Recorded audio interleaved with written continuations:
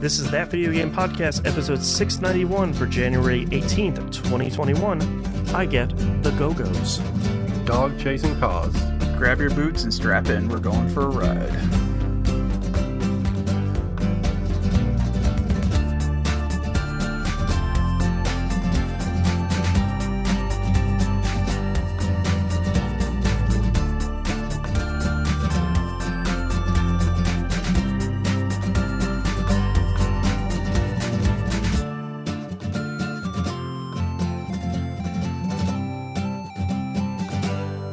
Welcome back to another episode of That Video Game Podcast. I'm your host, Boston. Joining me as always is Moonpier.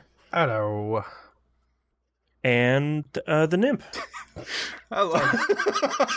I get distracted trying to see if there were any dropped frames. I thought I saw... Almost got a spit take from Moon. All right. A tiny droplet did come out and hit me in the eyeball, if that helps.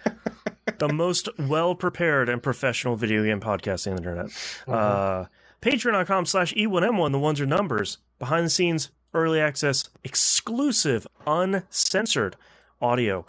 We review some brand new TV shows this week. So go listen to that if you want to hear our hottest new takes on other media. The $5 a month tier is the recommended one. That gets you everything. A couple months early access to Critical Misses. Moon and I are knee-deep in recording Season 5 right now, which got a little bit of headway there still, which is nice. You get 2-week early access to We Rogue Like It, where we're playing Enter the Gungeon right now. You got all the good stuff. Patreon.com/E1M1. Moon, what have you been playing this past week? Nothing. Okay. Well, very little, I should say. I did play Castle of No Escape 2, which was the sequel that we talked about last week. Very much like Castle of No Escape, it's way better than it has any right to be. It looks pretty good. Mm-hmm. And it was like $2 at some point, I'm sure, when we picked it up. So, yeah. I mean, it's super indie, it's super pixelated. Clearly, I'm putting the Xbox Series X through its paces with these games that probably could be played on an Amstrad. So, that really making rendering. That SSD. Yeah. Yeah. Best thing is they're only like 20 meg, so they literally go on the internal SSD and then immediately come off it as soon as I'm done playing with them. Yeah.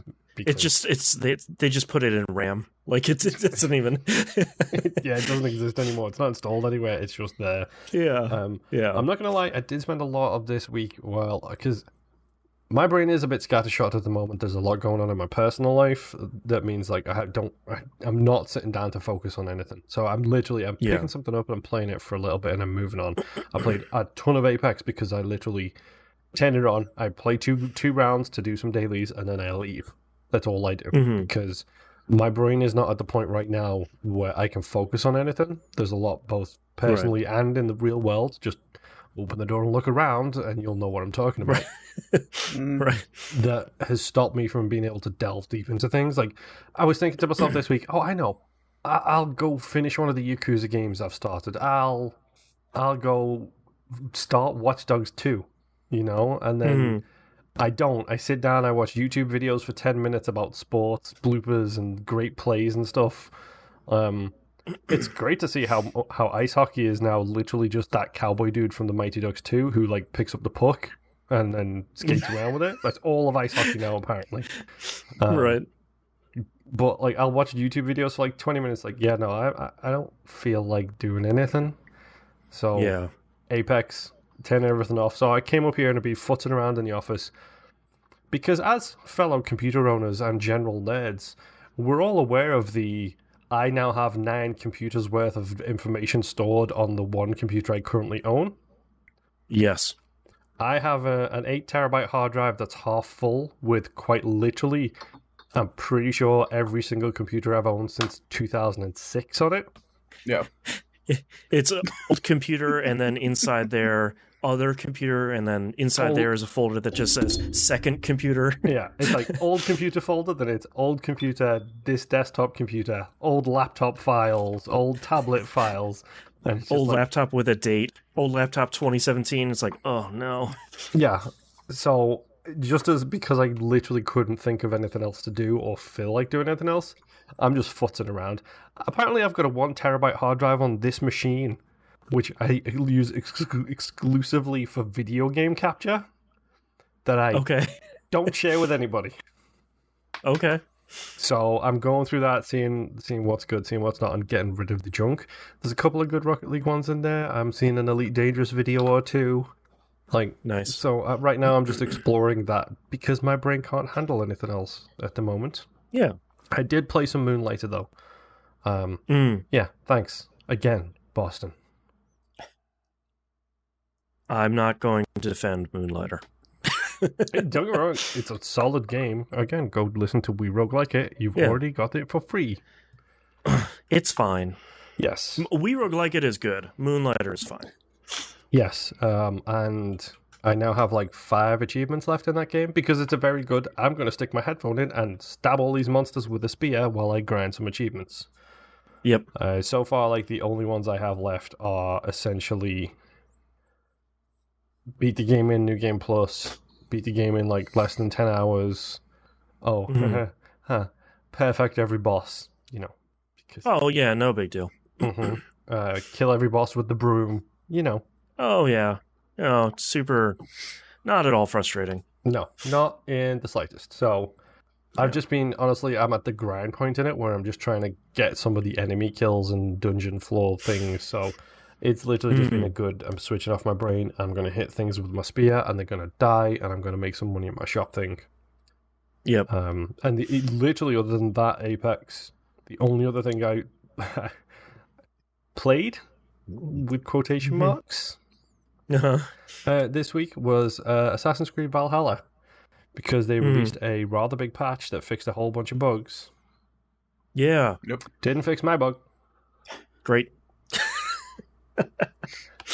One world event left to do, and then I can uninstall that game. One world event that I cannot complete that still wasn't updated with the new patch, to the point where I made a friendly wager with a friend of the show, Rob, about who could get to 1,000 gamer score in Assassin's Creed Valhalla first. He got it this week. I can't get it. You should have restarted your game. Yeah, okay. I'm just going to put another 120 hours into it. Hey, you can skip most of that, throw that thing on stupid easy, and just go all the way to that world event. But the problem is, the achievement I'm missing is the do or everything on every place. Yeah, do all of that 100%. Yeah, it's the 100% everything achievement is the thing that I'm missing. Yeah, whatever. Which sucks. Moon, I do have to give you credit. Thank you for letting me know last week about the option to turn off interior assassinations, which is the word they use, the term they use for the Mortal Kombat style thing. I don't remember seeing that when it was at launch. Maybe they just like patched it in like they one asked earlier that question patches right at the beginning because I was like, I don't know what that means, so I'm just going to say keep it. Oh, okay. So I turned that off and then I did play it. It doesn't sound like a thing that it's related to. Interior assassinate? Am I going in their body? Like, do I shrink down? Like, what is this game? It should say like turn off interior assassinations, open brackets, the sniper games, close brackets, and then you know exactly what it's talking about. Something. Right. But yeah, like I said, I made this joke yesterday to Boston before we recorded the Game Club episode, which hit in your timeline shortly, Game Club, Metro 2033. Yep. I said, hey, Boston, just so you know, for the next couple of weeks, I'm going to be the bare minimum because that's all I have the free time for. Like, and literally that's all I played. So, well, and plus one of the things that I think people don't allow themselves to do is like to kind of ride that wave of interest in games. Like you don't have to play 20 new games every single week, even though there's like 40 of them coming out on Game Pass. Like you can just go and have a week. Spoiler alert for my list. I played one game this week. Was it Destiny 2? No, I played very little Destiny. The season's like wrapping up, so I don't have much to do. Other than help people that want to play Destiny 2. Wink. But like, you don't have to play. There are going to be those weeks or those months where you're like, God, I'm just like churning through games. And there's going to be stuff where like life gets busy, or you just kind of don't want to play anything. And I feel like so many people are like, I gotta push through this disinterest. And it's like, that's the opposite of what you need to do. Like, just go watch some movies or go read some books or something. Yeah. Like, And especially for that's us, cool like, too. I think we've mentioned it before on the show, but it's one of those things where it's like I put the pressure on myself. Not once have you 100%. ever said to us, you need to play at least 4 or 5 games this week. So I don't have a checklist where it's like, all right, before the show, how much progress did you make in Assassin's Creed in minutes? Seconds would be great too. You know, like I'm not like, did you fill out your form? Like, there's none of that. Like, and we've all had it. Like, we've all had weeks where we talk about one show, and one game. And it's one of those things where it's like, I put the pressure on myself to be like, I could probably... There's been weeks where I've squeezed in like 15 games, and it's like, yeah, this is great. Yeah. And then there's other weeks where I'm just like this week, like Assassin's Creed Valhalla was maybe 4 minutes of my time this week. Moonlighter was probably about 2 hours. Apex Legends was probably about 3 hours, and Castle of No Escape was like 45 minutes. Yeah. Like, normally I can knock that out in a night. Right. But it's like, no, it's just, this is not a good week. You don't have the room for it. Yeah, my brain is full. Please come back another time. Right. Click. My biggest problem a lot of times, too, is I can play hours of one game, but JRPGs you can play like 20 hours of a JRPG and get something out of it. You come on a podcast, no one wants to listen to you talk about what you did for 20 hours in a JRPG. I did one dungeon. It was really good. Anyway. The Demon Souls problem as well. This is the exact same for Demon Souls. It's like, I put 60 hours into this, I beat one boss. Right. Yeah. I know where the skeletons spawn, though. Yeah. Oh, yes, I do. All right, Nimp, over to you. All right, let me tighten my straps as I carry this show to the struggle bus.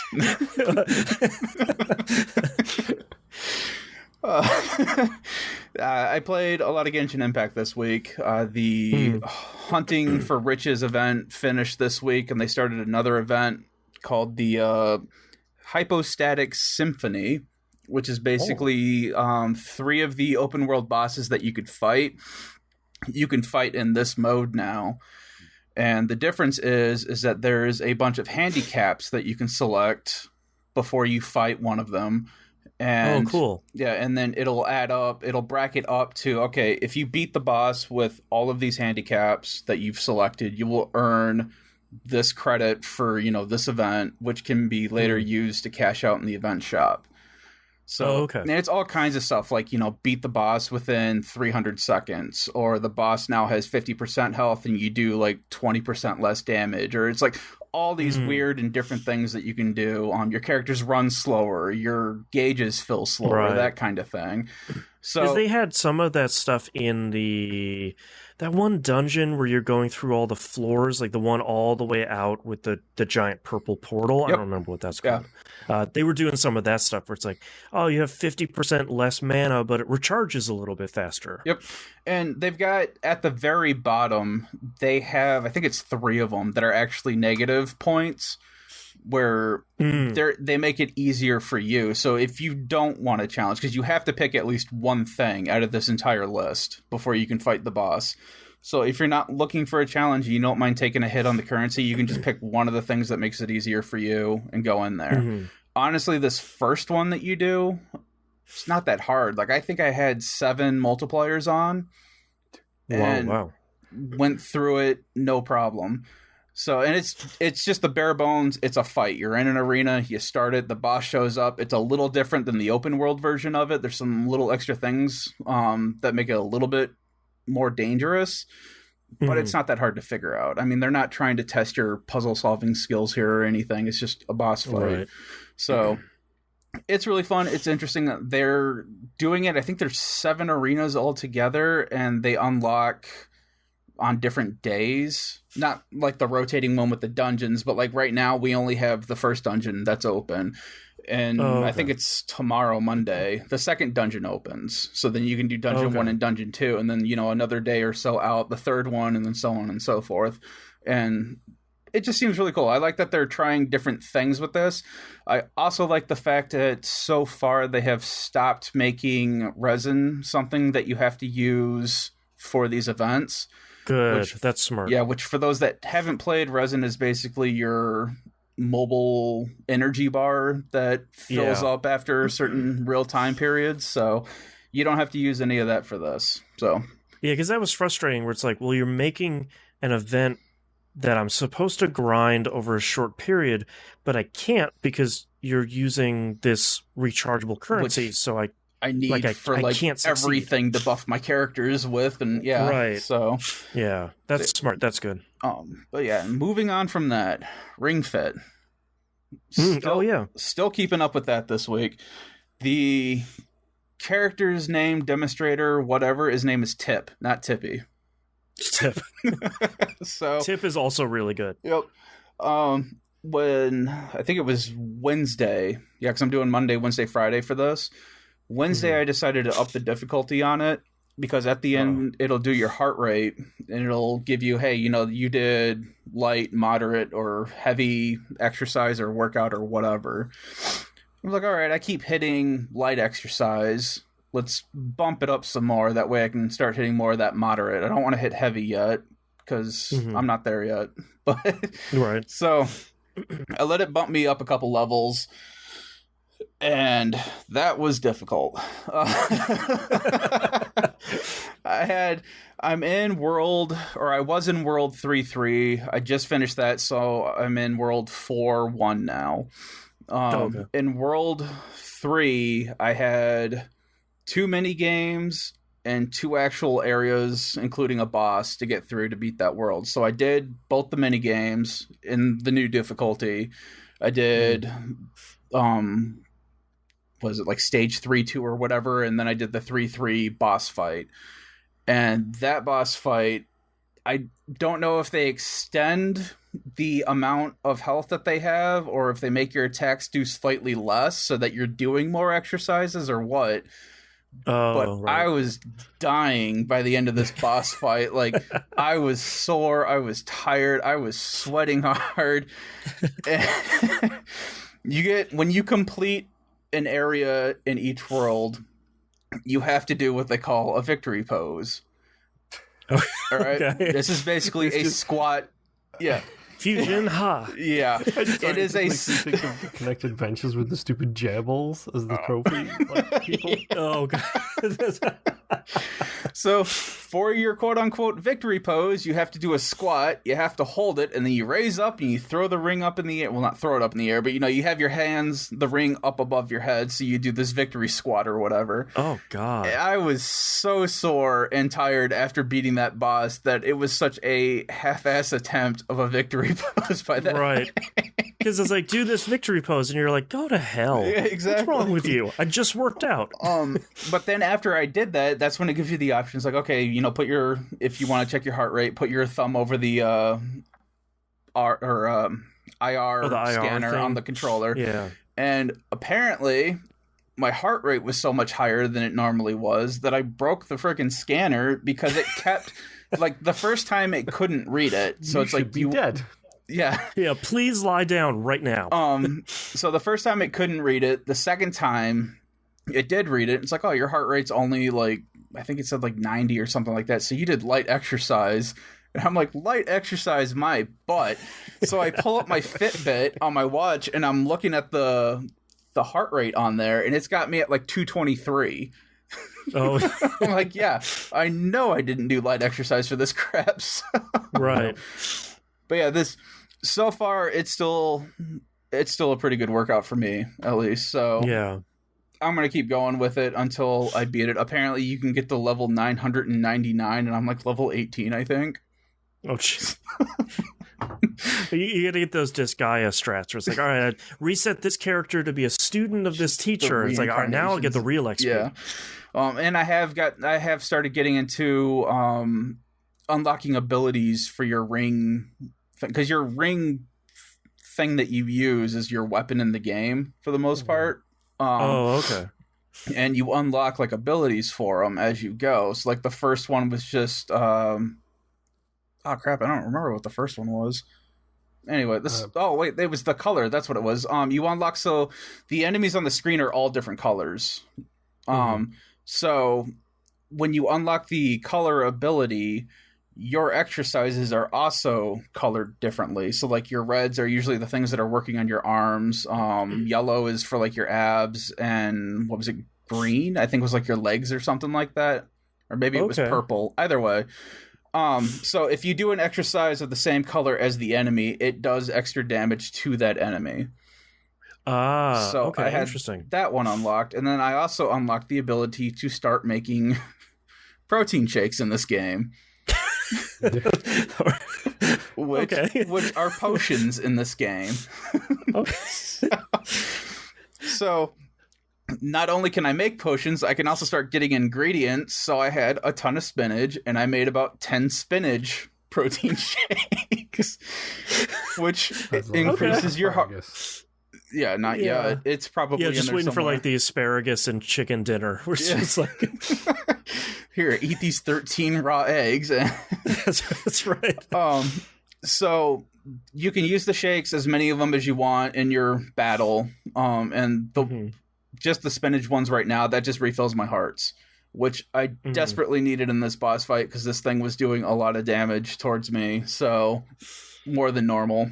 So that helped out a lot that I made a ton of those, but that's a new thing that I can start doing now. So this game is going hardcore into the exercise stuff, which is great. Yeah, it's fun. Next game that I played very, very little of is Immortal Fenyx Rising. Yep. Because Birth of the Greeks. Yes. Yep. I started it, got to the next area, got to the statues so that I can do my little hawk look around thing. But before I could finish climbing the statue, my game crashed and kicked me out into the dashboard. Great. Yeah. Great. I'm like, Ubisoft. Okay. Right. Reload into the game. Everything's working fine. I get back up on the statue, do the look around. I'm like, all right, cool. And then I do the scoping thing with Legend of Zelda. It's like, okay, I'm looking for all these points and stuff and dot and mark everything. And then I went and got my bird because, like you said, they do that brief little thing of, a meteor fell over here. And they don't really... that's weird. Yeah, and they don't really say anything about it.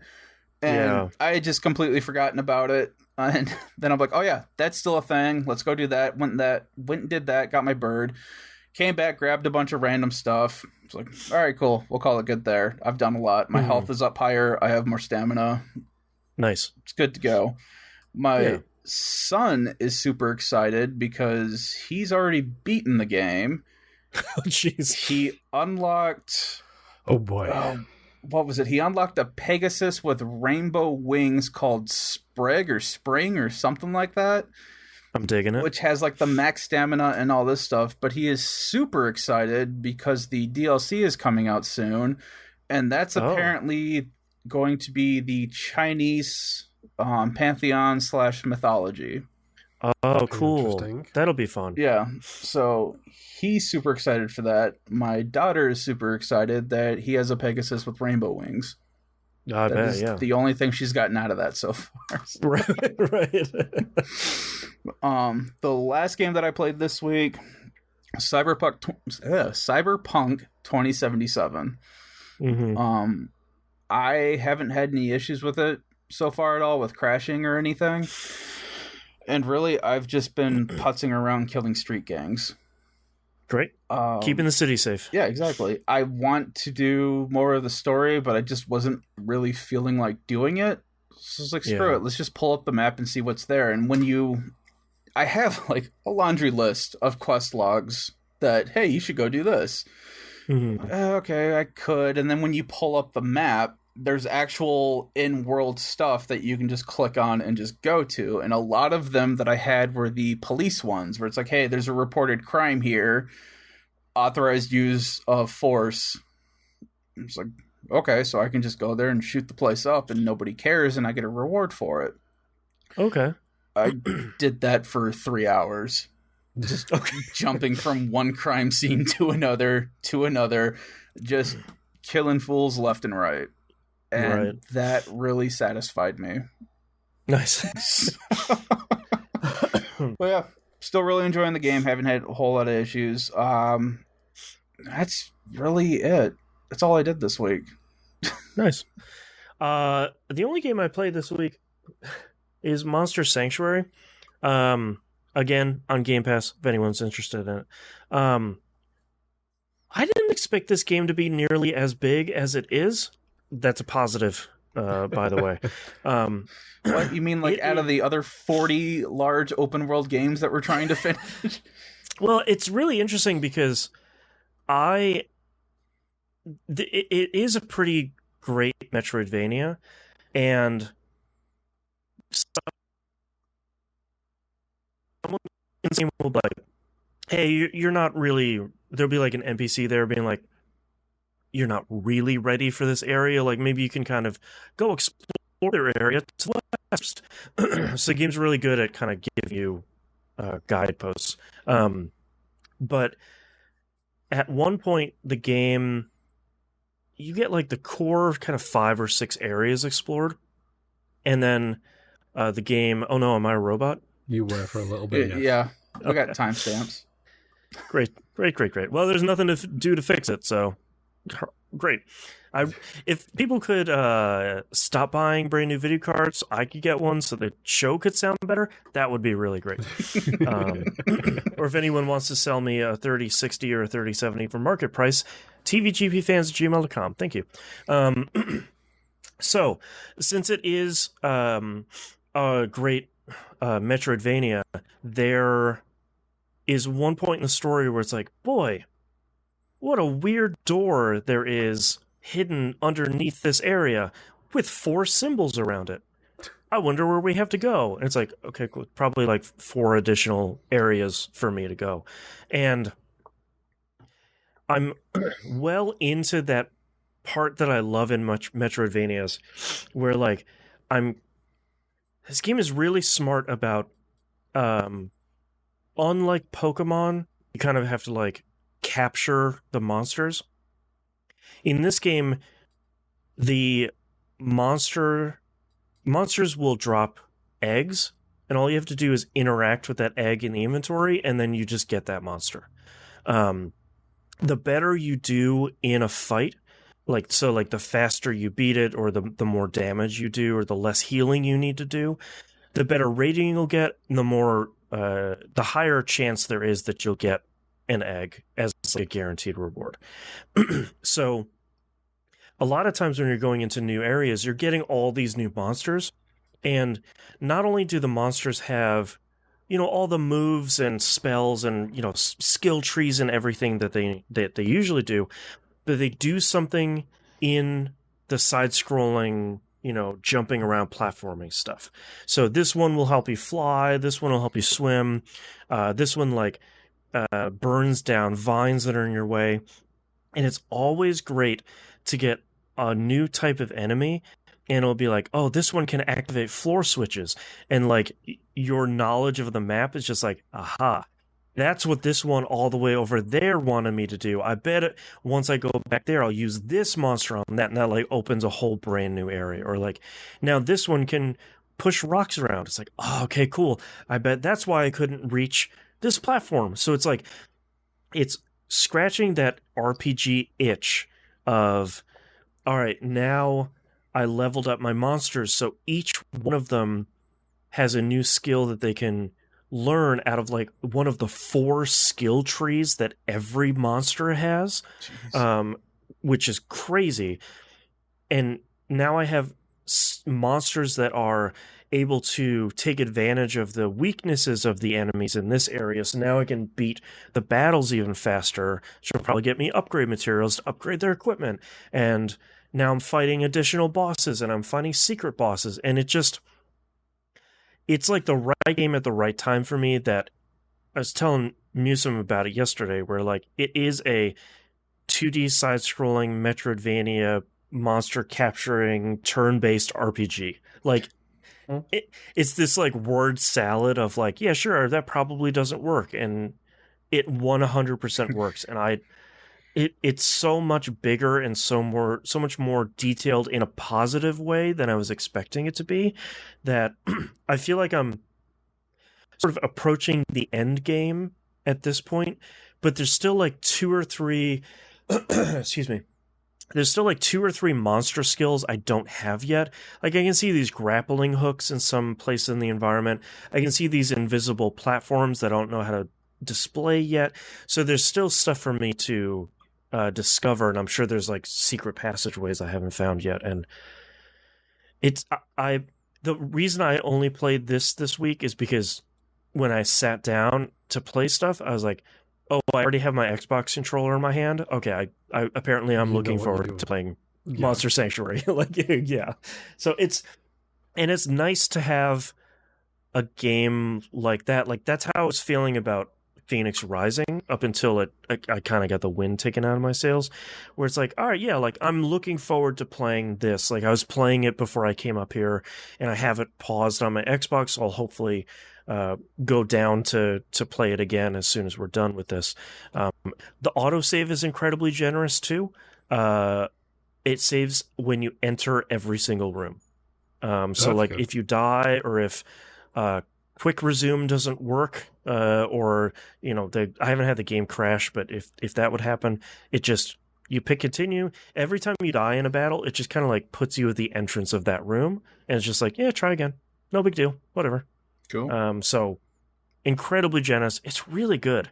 I really recommend people trying it and giving it a shot, because it is much more fun than I was expecting and much, much deeper than I was expecting. And I like that I have 6 monsters that all have different roles. And even if you have like 2 healer monsters, you can kind of spec their skill trees differently from each other. Where it's like, oh, this one I want is pure healing, but this one I want for shielding. So this one's making sure that all my monsters have like an extra shield bar above their health bar and stuff like that. It's really great. Monster Sanctuary. Thank you. And I think one of the things that's really impressive about it is it has a story, and the story is really solid, and it has some really good world building, but it's like one of the least wordy games that I've played in a really long time. Like, there's no like 10-minute exposition about why you capture monsters. It's like, no, it's nice to them. They're my friends. They fight with me. All right, moving on. You don't imprison them in a tiny ball that is somehow smaller on the inside or bigger on the inside? Right. No, you just beat them into submission. Yeah, and then hatch their eggs. And like the longest like text dump I've run into so far was maybe like 2 minutes long, and it was all about like how the bad guys managed to get into this world. And all of that stuff is super interesting, but I like that the game is very concise about what it's trying to do. And more games should do this. There's a talk option, and you can talk to like your lead monster, and it'll just tell you like, hey, here's the thing you should do next. If you're working on multiple things, he'll have multiple options for like, oh, remember you going to the magma caverns? Oh, remember that there's this door you're collecting stuff for. Oh, remember this? And he'll give you like 2 or 3 sentences of like, go to this place, we're doing this thing. It's like, oh, thank God. I know they introduced that in the new remake of Link's Awakening, I think it was. The only downside about that was that you had to go back to your home to talk to the guy standing outside your house to get the hint as to where you should go next. Like, that should just be everywhere. Right. Yeah. Yeah, it's really nice to just say like, hey man, what am I doing? And like my fire lion is like, oh yeah, we're going over to the ice caves. You should, it's go fight the boss there. It's like, oh right, okay, cool. Yeah. So yeah, Monster Sanctuary, real good. I highly recommend it so far. I would be very surprised if it drops the ball at the end. I really don't think it's going to, and I'm yes, right. It dropped the trademarked red and white ball. Find out that you were the monster all along. That's oh no. But I'm really looking forward to kind of wrapping it up, and then a lot of the achievements seem really fair, where it's like catch one of every monster, or like win 200 battles, or fully unveil the map, and a lot of pretty fair stuff like that. I also did unlock a system where you can essentially get like light or dark versions of each monster.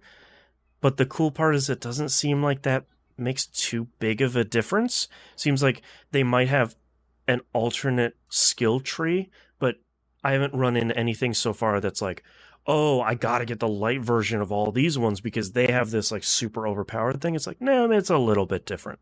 So it's kind of nice that I'm not like shiny hunting or anything. So yeah, Monster Sanctuary, 2 thumbs up. Really good so far. Really enjoying it. Played a lot of it this week. And that's all I've been playing. Let's take a break.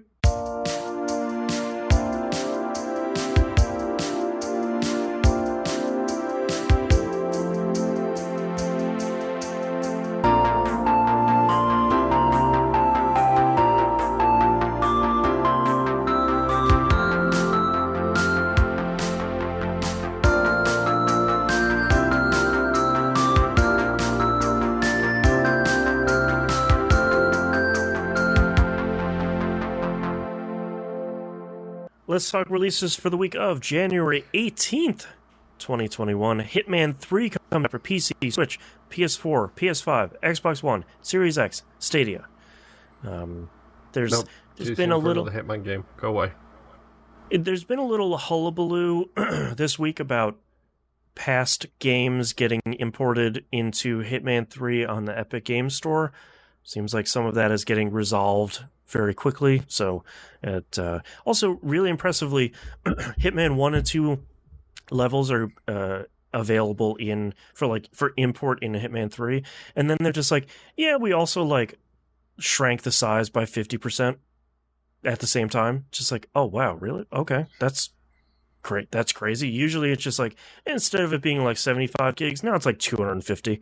Like we're also burned by Call of Duty that it's like, oh, you made smaller. Okay, good, great, good, fantastic. Yeah. Let's talk about news stories here. Ubisoft Massive is making an open world Star Wars game.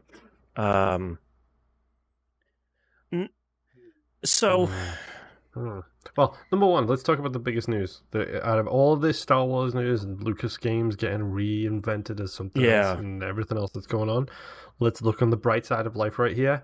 EA no longer holds the exclusivity to Star Wars games. That's right. Yep. That's right. We can celebrate something. This is the one that I feel like I'm a little concerned about. There isn't a whole lot of info right now other than Ubisoft Massive open world game. Massive has struggled with the Division 2 throughout its entire life cycle in kind of foundational ways. And the pandemic hasn't really helped. It's made it harder for them to resolve the issues. Yeah, like certainly of no fault of theirs. And I think 2021, we've already seen some stuff slip, like the Harry Potter game, like turfs go to hell. That's just like, yeah, man, see you in 2022. It's like, oh, wow. Okay. You just slip in the whole year. Okay.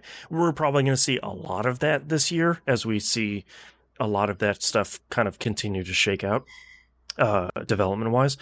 But like, I think number one, it's a little bit of a bummer that we won't be seeing Division 3 anytime soon for super obvious reasons. I think we will see any continued development for Division 2 for super obvious real world reasons.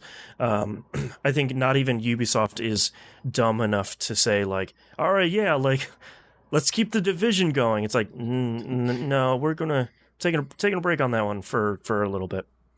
But this is kind of one of those ones where it's like, Ubisoft Massive has struggled with both Division titles for like foundational reasons. I'm a little worried about them kind of taking on another big game. Well, we just need another loser shooter based in the Star Wars universe, and we'll be solved. What you I'm don't so tired know. of looter goons. Yeah, I'm like, as someone who loves the genre, kind of tired of it. What you don't know, Boston, is that Destiny 2 is actually a Star Wars game. The Traveler is just the Death Star that's been taken over by the Force and using itself to protect everybody from the dark forces of the Sith. And the Guardians are just Force-sensitive people who are embracing the Force in new powers. If you wanna largely lift the excellent gunplay in Destiny 2 and put that in a Star Wars game, I will happily play that Star Wars game. You know what? Destiny 2 hasn't gotten to that point yet, unless, correct me if I'm wrong, have they mentioned anything about Forerunners, Progenitors, or anything like that yet? Is that Halo crap? That's every sci-fi shooting game. Yeah. Okay. If the Forerunners was Halo, Mass Effect. Yeah. Not really. Give it time. Yet. Yeah, like we still got an expansion every year at this point, so yeah, maybe there's plenty of time. I don't know. This one's weird. I hope it. I never want any game to be bad, so I'm not bringing it up here on the show to be like, oh, look at this. You know, like just. I hope that it's good. I hope it kind of gives them the resources that they haven't had in developing the Division 1 and 2, because it seems like a lot of their issues continue to be like, hey, Papa Ubisoft, can we have a little bit of money? And Yves Guillemot is over there like, who's that talking? Is that just the wind? Like, who's it? Ubisoft Massive? We don't, that's not one of ours. And they're like, oh, okay, I'll go back to fighting for scraps. So, are we hoping this is a Jedi game, or are we hoping this is a non-Jedi game? Because I hope it's a non-Jedi game. Yeah, I feel like anytime it's a Jedi game, it turns into like an open world Metroidvania in like the thinnest of ways, where it's like, now you have force push. Oh my god, you could push this boulder out of the way and get into this cave that has useless loot in it. Like I kind of want it to be, I don't want it to be like Star Wars GTA, but I don't want it to be what you would expect out of like an open world Star Wars game. So I think I'm agreeing with you. That's like, yeah, like don't make it like at the beginning you're just a young Padawan and you're learning how to. It's like I already don't want to do that. My favorite one was KOTOR, because they put the ultimate like dip on that, because it's like, yeah, you don't get lightsabers, you just get vibra swords, which are just swords that are made out of really sharp metal, and then next thing you know, like 20 hours in, it's like, nope, you're a Jedi. Yeah, build your lightsaber. Yeah, like that at least was very fun, where like you're playing for long enough, you're like, I think I might not be a Jedi, and then eventually like, yeah, you can be a Jedi, but like you gotta do a lot of work before that first. It's like, all right, like cool, you don't just start with like a level 1 lightsaber in your inventory. My only hope for this game is that they just stick with Legacy or Expanded Universe. Like, I don't need, whatever this turns out to be, I don't need to see another Death Star. I don't need to be in A New Hope again or any of the original 3. Just do something different. There's literally all of this other stuff you can choose, and everyone keeps going back to the same exact time period and the same exact spots. Disney is pushing a lot of the end of the original trilogy to new trilogy stuff. Like The Mandalorian sits in that time slot right there between the end of the OG and the new one. And I know they're doing the Old Republic show going way back when. Yeah. So set it in one of those 2 time periods and I'll be fine. But what I'm saying is like do you can do it in the same timeline, but do it someplace that hasn't already been talked about. Like I don't need to go to Dagobah again to go do whatever. It's like we've all been there. We've all done it. I don't want to have a phone call with General Organa. It's just like, no. So let's face it, they say massive open world game, so it's not going to have multiple planets. Open world generally means one. Yeah, hopefully not. One place. So basically, they've got Coruscant and Coruscant, right? Yeah. Yeah, like, and that's... yeah. I just, like... You can create hundreds of new planets in Star Wars. Like, you can create whatever you want. You can literally do anything you can think of and just say, that's in Star Wars now. Right, it's in space. The vast, endless space. Oh, we found a new planet. Ah, cool, let's go there and do stuff. Yeah. Mm-hmm. Guess what? We have a Star Wars farm simulator.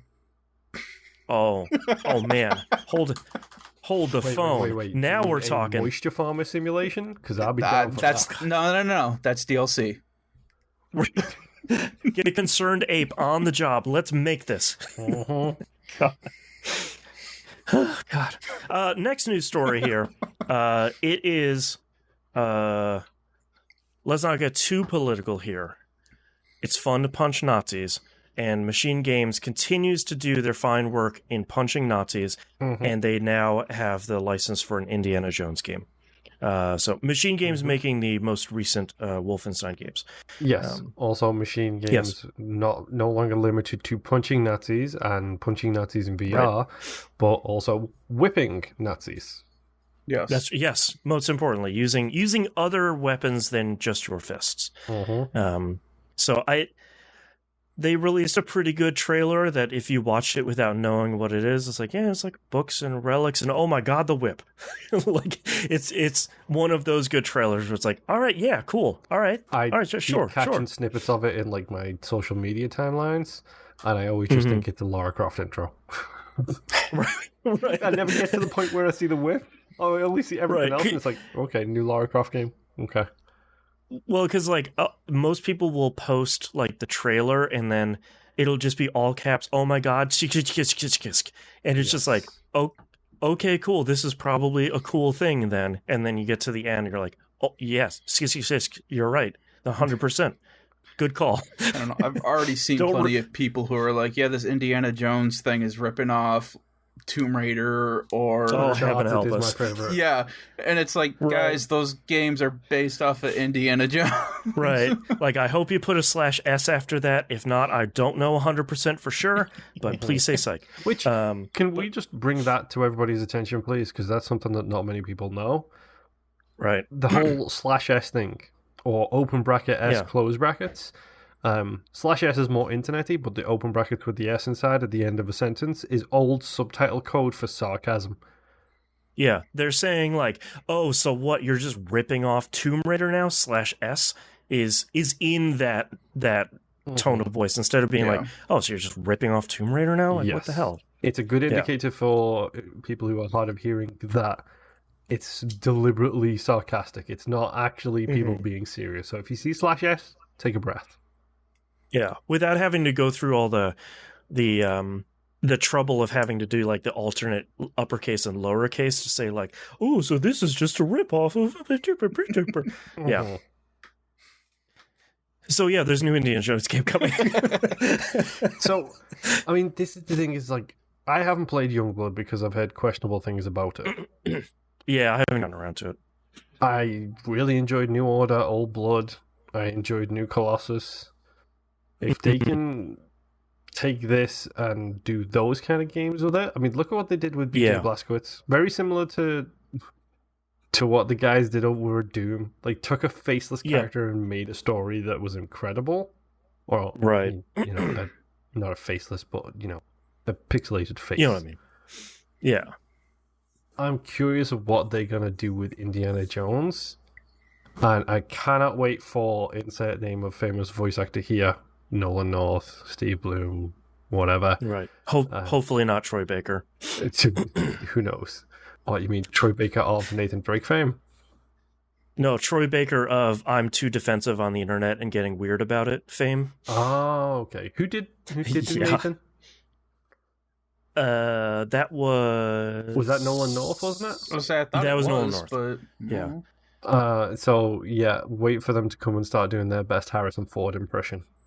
Hey, crazy get. What if they just got Harrison Ford? Dude, my favorite thing about Harrison Ford lately is like people asking him like, "Hey man, how do you feel about like Star Wars, like Star Wars Episode 9?" He's just like, "I don't effing care."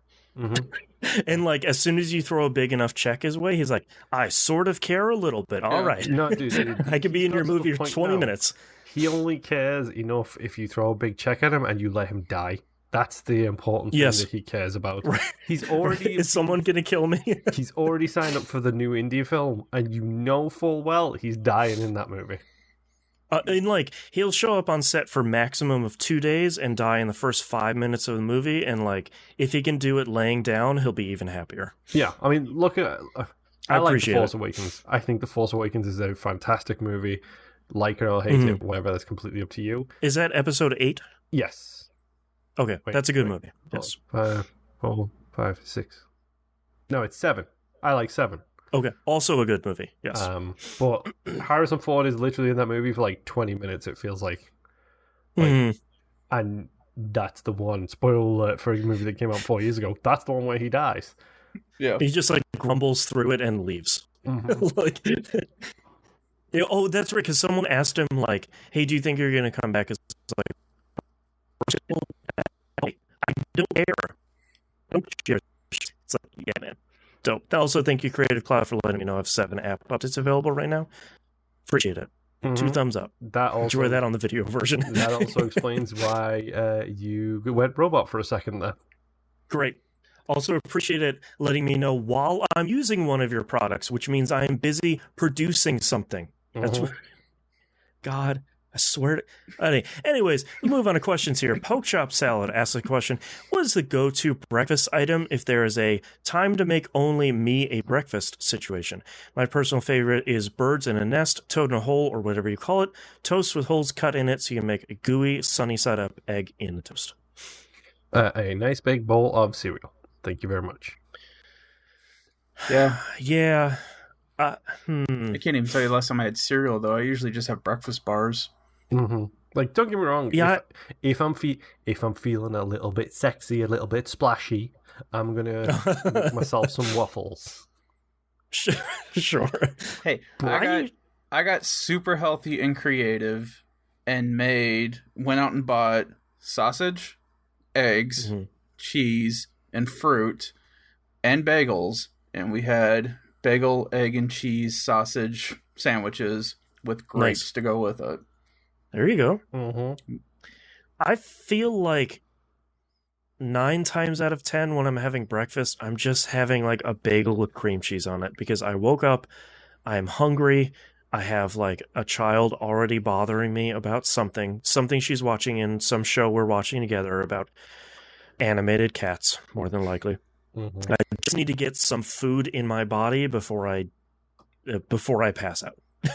So like, it's usually just I will toast this bagel, I have some delicious cream cheese, and that will get me through until lunch. Or like my kids, where they walk into the kitchen, they're like, "Oh, what are you doing?" It's like, "I'm just making a sandwich real quick." It's like, "Well, we haven't eaten anything all day." It's like, "There's bread, cheese, and meat right here in the fridge. Make yourself some food. I got most of the stuff out right now." It's still on the counter. Yeah. My favorite is, my kid is 4. My favorite is like, I'm standing at the stove cooking something, and she's like in the doorway because she knows not to come in the kitchen when I'm using the stove. She goes, "I'm so hungry." And I was like, I'm literally making you food right now that I can't eat. So like, I'm stirring pasta. Like, I'm making you mac and cheese. Like, just 4-year-olds, man. Yeah. Honestly, it's good times. Like, I'm not a huge food person. Like, I can barely remember the different names for things. Like, you can tell me a type of Mexican food right now, like even one that Taco Bell sells. You can name one of them, and unless it's the Crunch Wrap, I have no idea what it is. Is it or like an obvious thing like a burrito or a taco? Like, those are literally. I don't know the difference between them because I don't remember names. Between a burrito and a taco? Yes, I don't remember names. Or a griller or a sizzler. Yeah. Oh God, yeah. Like, I don't. No, like, you got me. I couldn't. I can say, okay, I really like the one that's fully enclosed with bread and it's got loads of beans in it. I really like that one, but then I also like the open ones that have got the mixture of everything, but they kind of fall apart and they're hard to handle. And I also like the flat, squishy cheese and chicken things. It's like, I don't know the names for things. I just don't. So, in order: burrito, taco, quesadilla. Okay. You see, I'll forget that in 10 minutes flat. Right. And also, like, I'm not going to make fun of you because number one, the hard part about you having lived in both Britain and the US is like, even in this question, he's like, birds in a nest, toad in a hole, whatever. It's like across both countries, the same dish is going to have like 10 different names. There's not burritos in the UK. There is, but I'm pretty sure they are also actually called burritos, but I don't know is the problem, because the big thing for me is like my hard drive in my head is full of so much information. To reference the Stephen King classic Dreamcatcher, my warehouse of memories is full. Like, it's just full. Like, and it feels like that place is shrinking every single day. And it's at the point where, and I've always kind of been this way, but food is the thing I put in myself so I can move. That's all I've ever It's viewed fuel. food as. Like, it's the thing I put in here to make me do the Go-Gos. And that's it. I'm like, I can't tell the difference between wines. I hate beer because they all taste the same to me. I don't have a very good palate for different flavor profiles and things. Oh, that's sweet, that's sour, that's salty, that's hot. That's literally the 4 taste profiles that I have. And it's just one of those things where it's like, okay, so breakfast for myself, to reference the question itself, is I need something that's quick, easy. I put it in here and I get the Go-Gos. That's all I need. So for me, that's cereal because I can get Lucky Charms and they're delicious because I have a sweet tooth. Like, and that's it. It takes so much mental effort for me to actually cook anything. Because I've always only ever really, until I got married and meals for 2 and so on and so forth. But anytime I was by myself, it was just like, no, give me the quickest, cheapest, kind of healthiest option to just get me through the day. Healthy-ish. Heck yeah. Yeah. Ramen with an egg on top of it. Oh, 100%. Well, I mean, if you're fancy, yeah. Ramen with an egg on top, and then throw in a little bit of HP fruity sauce. Yeah, it always makes people so angry when you're like, well, like, I don't really enjoy cooking, and like, I'm not, like, food is fine, but it's not like my thing, I'm like not a foodie, and they're like, but have you ever had, and it's like, just no, just I do not care that much. The answer is no. Like, I don't, it's like people that are like, I've always said, like, I don't enjoy beer that much. Like, I have some beers I like, and I'll drink. I don't drink that much anymore anyway. But like, I've always been like, I just don't like beer that much. Like, I don't like being drunk that much. I don't like the taste that much. And they're like, oh, well, have you had it? It's like, you're not going to sell me. Like, I'm not going to be like, suddenly I have this Hefeweizen, and you're like, oh my God, my eyes have, my beer third eye has been opened. My God, I love them. And now I love all of them. It's like, no, they're Are not. we talking about the blue bottle that tastes like pee, or the brown bottle that tastes like pee? Yes. No, the green one. I'm sorry, but for me, if you want me to go out drinking, I am going to order a quote-unquote frou-frou cocktail, and I'm going to love it because me too. Will barely taste the alcohol, and it's a sweet, sugary drink. That's all I need. It tastes like pineapple and gets me drunk, oh man, I'm in. Dude, I spent my college years being a Smirnoff Ice kind of guy. Yeah, Nim's holding up a bunch of flavored tiny liquor bottles. Yeah, I got a bunch of Jim Beam things for Christmas, the little travel ones, and that's what I've been drinking on this episode, which none of you can tell because I'm an expensive drunk. Yeah.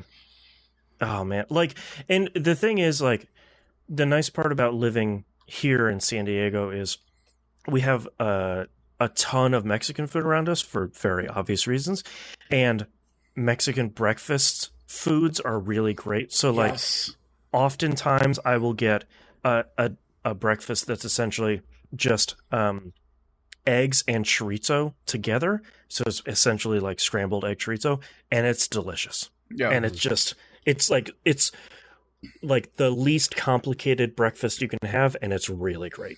Yeah, we have here in Michigan, on this side of the state, we have a lot of Mexican people as well. A lot of them come from Mexico to Texas and from Texas to Michigan. I don't know why. That just seems to be how a lot of people travel here. But yeah, we have... It's the softer steps. It's you leave Texas, you go into Michigan. Next after that is California or New York. Yeah. Right. But we have a ton of Mexican restaurants here, and a lot of them are family-owned, smaller restaurants. And they've got all kinds of awesome stuff. And I love going to those places. But then you go over to, like, the east side of the state, like Detroit, tons of Indian food. Like, we've only recently started getting some Indian restaurants over here in Middle Eastern restaurants in the next town over, and I love those places. There's one or two things that I found that I absolutely do not like. It's just not in my palate, but everything else is fantastic, and we need more of those restaurants. Yeah, we don't have a ton of Indian food here either, which is a bummer because a lot of that is really great. Go to the UK. It's a huge Indian food country, and there is nary a town in the UK where you can't get a curry at 3:00 in the morning after a night out. The dream. We've got one Indian shop in probably about 100 miles of us that we go to pick up certain ingredients and stuff like that you can't find in stores. And it's just this little hole in the wall building that if you drove by it, you wouldn't even know that's what it was. Oh, those are the good places. Yeah. What's the show about? Foodcast. It's Foodcast. Welcome back to patreon.com/eWNM. I'm not going to lie. I thought about 7-layer dip earlier this weekend, and that almost became a thing for me. Dude, I don't know. Somebody brought it up in a question like a couple weeks ago. It randomly popped into my mind, and I wanted to make it a reality. I'm guessing that 7-layer dip is exactly what it says on the tin. Yeah, it's 7 layers of different things. Okay. Yeah. It's usually like cheese, refried beans, sour cream. Like it's usually pretty good. It's the lasagna of dips. The whole UK versus American food thing actually literally came up last week in the Patreon content. Almond paste, marzipan, same thing. Yes. Yep. And I still stand by it. Get yourself some marzipan. Yeah. Get yourself some. Yeah. All right, now that we're done covering our monthly foodcast, thank you very much, everyone, for listening. And that's the end of yes. Now I'm episode 1 TVGP FC. Yeah, that's right. TVGP.tv is where you can visit us, find and follow us everywhere on the right hand side of the page. Patreon.com/E1M1. The ones are numbers. Already talked about all the stuff you'll get at the top of the episode. If you're a patron, you help me out a ton by helping me pay for the show. If you want to know where all the money goes to, all that stuff is on the Patreon page itself. And get us to the $250 tier so I can start playing some scary games at night after everyone in the house has gone to bed and scare myself stupid. Name for that series forthcoming. Probably not Scare Yourself Stupid. But who knows? Stupid Yourself Scared? No, there you go. Perfect. Stupid Myself Stupid. We need to come up with a pun name involving Boston. Yeah, we'll think about it. As you guys get us to $250 a month tier. You're getting there. Tell your friends. Maybe we can come up with titles and have the Patreon supporters vote on those titles. There you go. I like it. So that's patreon.com/E1M1. The ones are numbers. We finished up the most recent Game Club game, Metro 2033 Redux. That episode should be in the feed right now if you're listening to the audio version. The next game is going to be Late Shift, which is a very short and highly replayable FMV title. By very short, I think we were talking like 45 to 90 minute playthroughs at a max. So if you wanted something cool and different to play, that's the best part about Game Club. We're always going to be playing either old classics or kind of like, let's try it, whatever. So go check that out. And if you haven't been listening to Critical Misses is going really great. Moon and I are having a lot of fun with it. There's a whole bunch of stuff on, I think season 1 just wrapped up on the public feed, so season 2 is underway. I think season 4 is just about to start on the patron feed, so go sign up there for that. It's going really well, and we're having a lot of fun with it. It's a great time, I think, for everyone. Everyone seems to be enjoying it. Yep. And I think that's it. So we'll see you all next week. Bye. Right. Bye.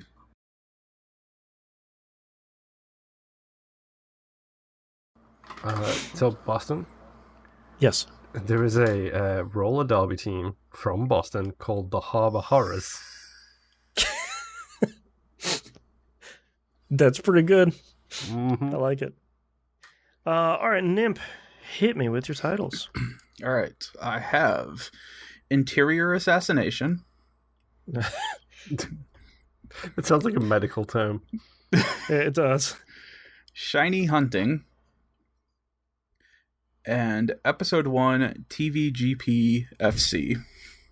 Okay. Moon, what do you have? Bare minimum. Tip, not tippy. I was tired. You should be dead. Non-Jedi game. Moisture Farmer Simulator. And give me the Go-Gos. You should be dead. All right, I have Open the Door and Look Around. An alternate one for yours, Moon, is I Get the Go-Gos. Interior Assassination, Tip Not Tippy, and You Should Be Dead. I like one of the Go-Go titles, whichever one we choose, if it's the winner, or Interior Assassination. I really like Come on, Moisture leading Farmer to. Simulation. I'm not gonna lie. I'll write it down. What's your Go-Gos one? I Get the Go-Gos. What was yours? That one's better than Give Me the Go-Gos, I think. Yeah, I like I Get the Go-Gos a little bit. As a title, I think it's a little bit snappier. Interior Assassination is just kind of a really fun pair of words to say. I like both. Either one of the Go-Gos and the Interior Assassination. And I got something for each one. Look at that. I know, right? Prepared. Still tightening them straps. That's right. Carrying the show along. Boy, I don't know if I feel that strongly. I feel like I Get the Go-Gos like a little bit. They're both so fun to say, which is why I am kind of struggling. I feel like I Get the Go-Gos is like a smidge, like 1%. I click with it like 1% more than the other one. Yeah, that's fine.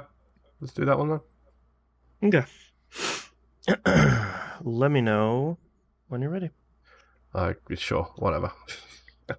All right, starting in 3, 2, 1. This is That Video Game Podcast, episode 691 for January 18th, 2021. I Get the Go-Gos. Like a dog chasing cars. Grab your boots and strap in. We're going for a ride. All right, thank you very much, everyone, hanging out with us live. Go-Go watching boots the were video. a thing here in the United States, man. Yes, I know what was a band, Go-Go boots are. There's like legitimately famous British like stage show about it. Yeah, I know. Kinky boots. There you go. Ah, yes. My favorite thing is just to give you crap about things that not only do you not care about, but things that you also already know about. That's right. All right, thank you very much, everyone, for listening, watching, and we'll see you next week. Bye. Boy. Bye. And we can stop recording. Click.